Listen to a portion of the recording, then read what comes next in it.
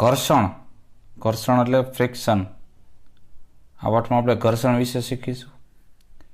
પ્રશ્ન પહેલો છે કે નીચેના દરેક પ્રશ્નના ઉત્તર માટે આપેલા વિકલ્પમાંથી સાચો વિકલ્પ શોધી તેનો ક્રમ અક્ષર પ્રશ્નની સામે આપેલા બોક્સમાં લખો. પહેલો પ્રશ્ન છે કે સ્પ્રિંગ કાંટાનો ઉપયોગ શાના માપન માટે થાય છે? તો વસ્તુના વજન માપવા માટે. બીજો પ્રશ્ન, જમીન પર મૂકેલા મોટા લાકડાના બોક્સને પૂર્વથી પશ્ચિમ દિશા તરફ ધકેલવામાં આવે છે તો બોક્સ પર લાગતું ઘર્ષણ બળ કઈ દિશામાં હશે? તો પૂર્વ દિશામાં હશે. ટૂંકમાં જે દિશામાં આપણે એને ગતિ કરાવતા એને વિરુદ્ધ દિશામાં એનું ઘર્ષણ હોય. ત્રીજો પ્રશ્ન, ઘર્ષણ બળ શાના પર આધાર રાખતું નથી? તો સપાટીના ક્ષેત્રફળ પર આધાર રાખતું નથી. ચોથું, વસ્તુ પર લાગતા ઘર્ષણ બળનું કારણ શું હોઈ શકે? તો વસ્તુ પરની સપાટીની વિવિધતા એટલે કે વિકૃતિ કેમ હોય, વસ્તુની સપાટી સંલગ્નતા અને વસ્તુની સપાટીનું ખરબૂચડાપણું. આ ત્રણેય ઉપરથી ઘર્ષણ બળ નક્કી થાય છે. ઘણીવાર આપણે ટાયર જોઈએ છીએ તો ટાયરમાં ગ્રીપ ના હોય, અંદર આકાર ના હોય તો ઘર્ષણ બળ ઓછું લાગે, એટલે બ્રેકે ઓછી લાગે છે ને? તો આપેલ તમામ.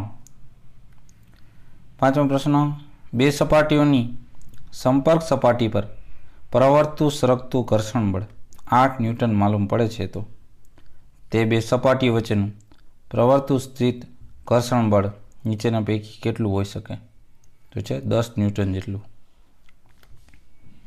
છઠ્ઠો પ્રશ્ન, નીચેનામાંથી કયું વિધાન ઘર્ષણ માટે સાચું નથી? તો ઘર્ષણ હંમેશા હાનિકારક હોય એ વિધાન સાચું નથી, કારણ કે ઘર્ષણ બળને લીધે જ આપણે કાગળ ઉપર પેન દ્વારા લખી શકીએ છીએ. વાહન ચલાવવા પણ ઘર્ષણ બળ જરૂરી છે. સાતમો પ્રશ્ન, નીચેનામાંથી કયું વિધાન ખોટું છે? તો સરકતું ઘર્ષણ બળ એ લોટણ ઘર્ષણ બળ કરતાં વધુ છે. આ વિધાન ખોટું છે. આઠમો પ્રશ્ન, ઘર્ષણ વધારવા માટે શું કરવું જોઈએ? તો સપાટીને ખરબચડી બનાવવી જોઈએ.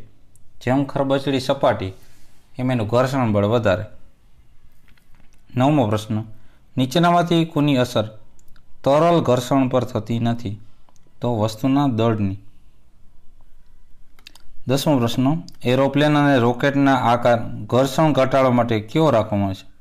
તો ધારારેખી, અણીવાળો, એમ અણીદાર આગળથી.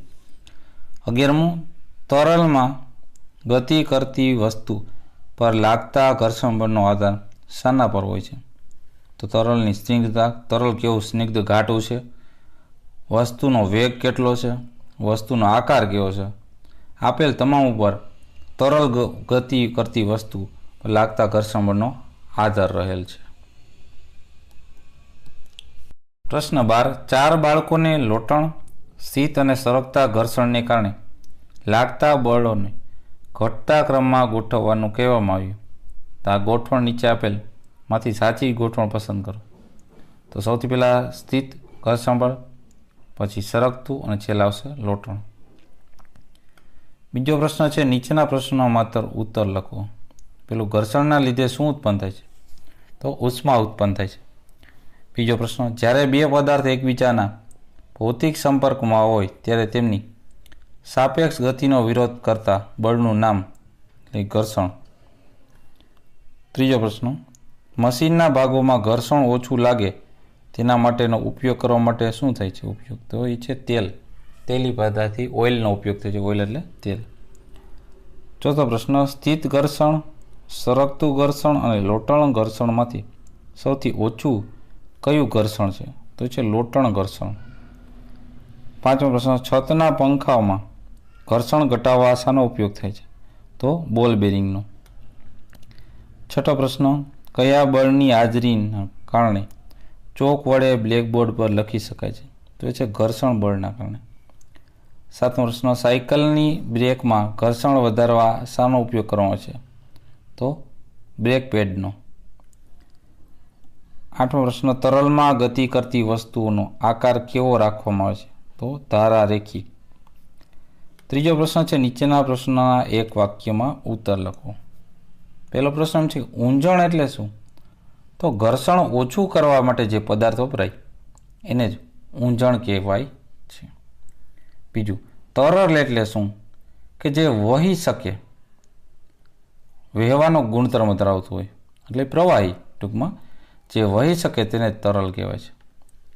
ત્રીજું, તરલમાં ગતિ કરતી વસ્તુ પર લાગતા ઘર્ષણ બળનો આધાર શાના પર છે?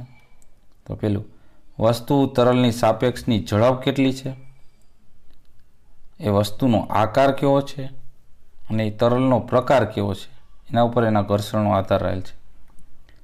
ચોથો પ્રશ્ન, બે વસ્તુનું જોડાણ એટલે કે ઇન્ટરલોકિંગ એટલે શું?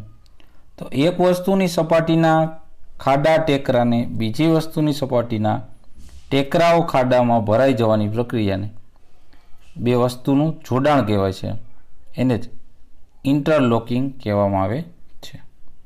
પાંચમો પ્રશ્ન, સ્થિત ઘર્ષણ બળ કોને કહે છે?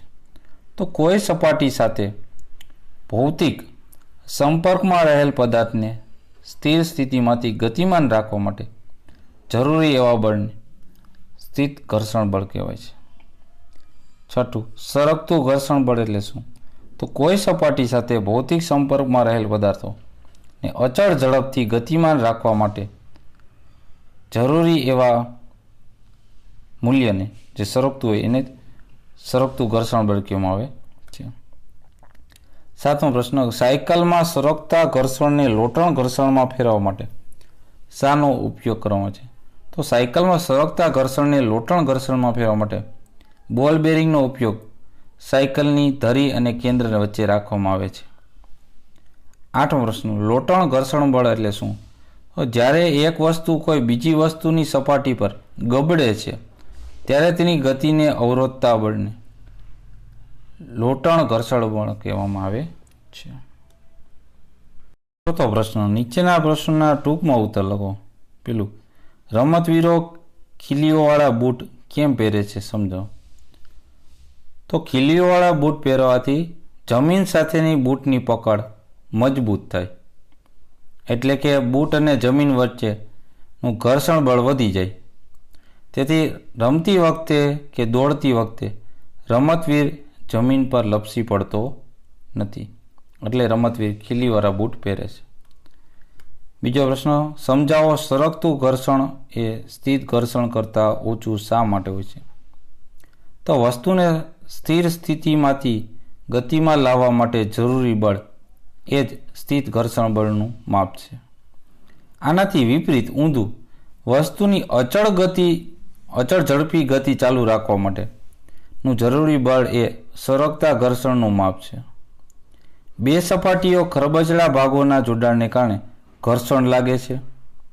હવે સ્થિર ઘર્ષણના કિસ્સામાં બે સપાટીઓ વચ્ચેનું જોડાણ ખૂબ જ મજબૂત હોય છે, પરંતુ જે સરકતું ઘર્ષણ છે એ કિસ્સામાં કોઈ વસ્તુ અથવા તો સપાટી પરના સંપર્ક બિંદુઓને બીજી સપાટીના સંપર્ક બિંદુમાં જે ખસી જવા માટે પૂરતો સમય મળતો નથી.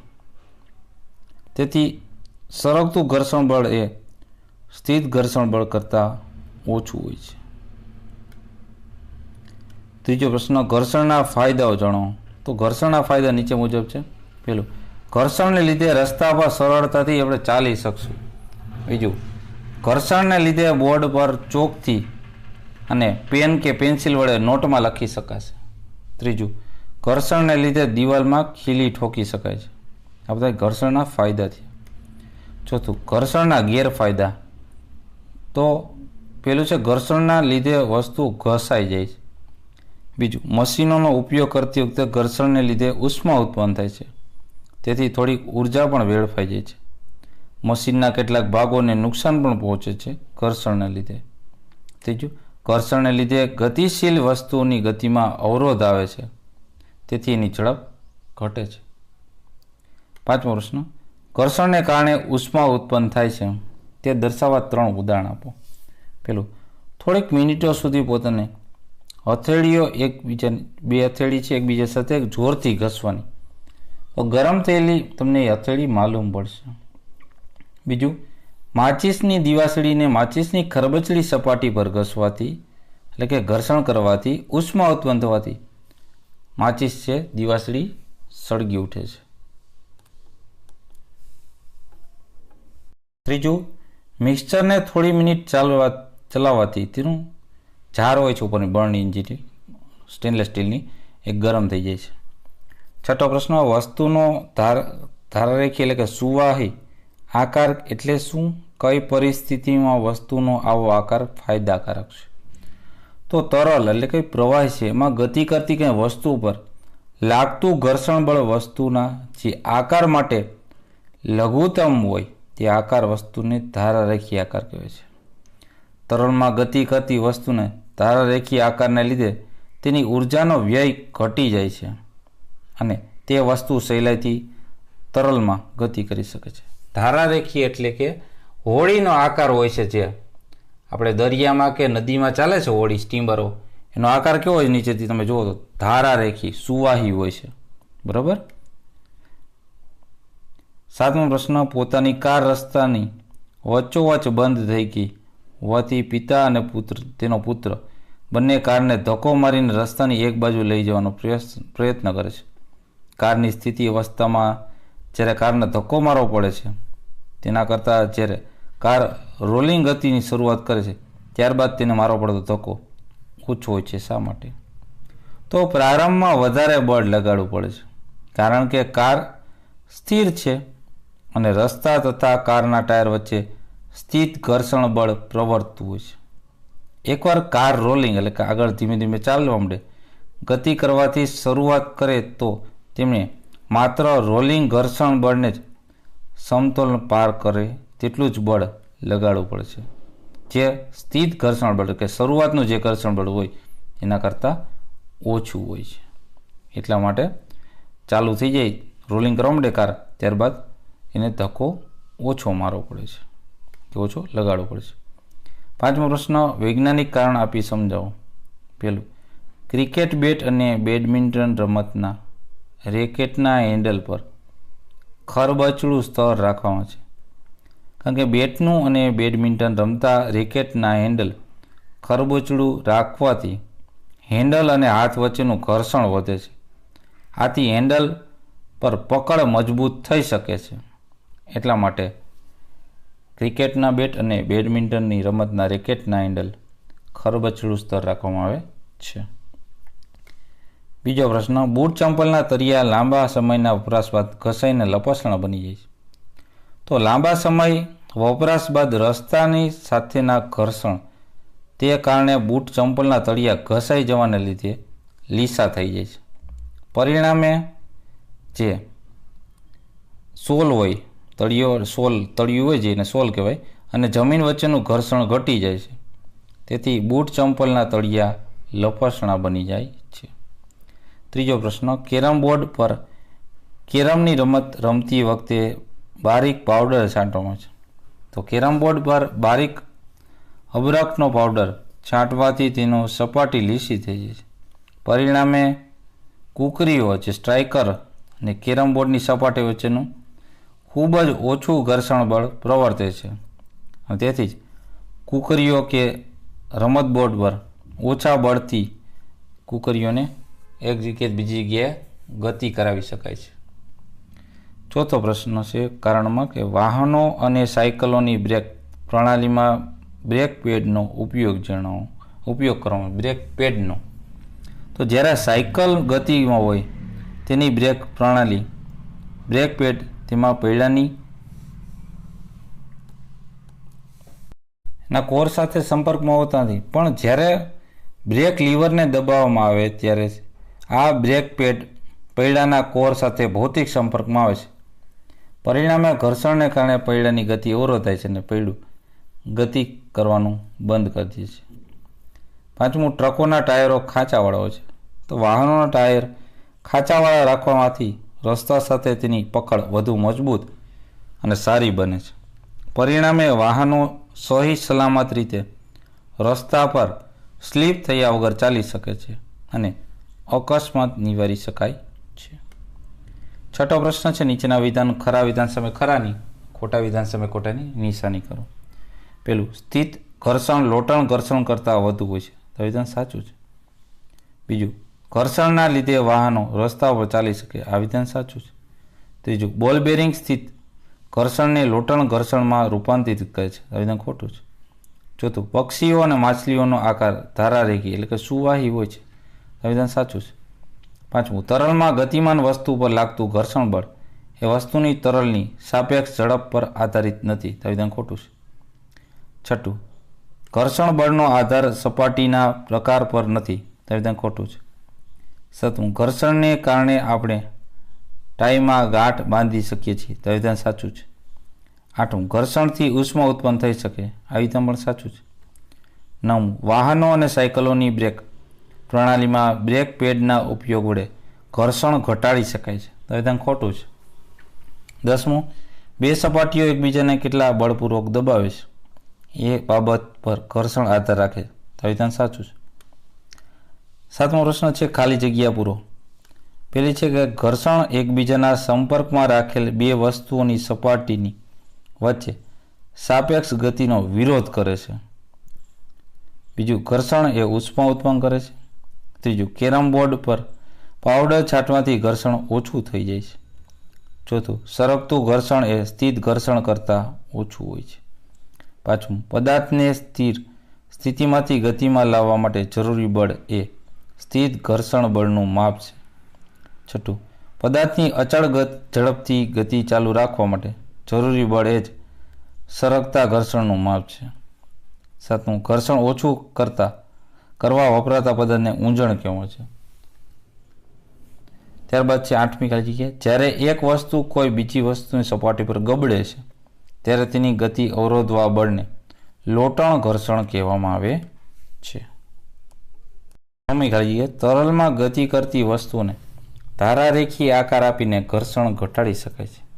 દસમું, લીસી સપાટીઓ ખરબચડી સપાટીઓ કરતાં ઓછું ઘર્ષણ ઉત્પન્ન કરે છે. 11મું, સ્થિત ઘર્ષણ એ સરકતા ઘર્ષણ કરતાં વધુ છે.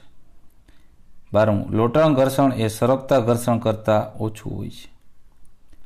13મું, મોટા ભાગના મશીનોમાં સરકતા ઘર્ષણને બોલ બેરિંગના ઉપયોગ દ્વારા લોટણ ઘર્ષણમાં ફેરવવામાં આવે છે.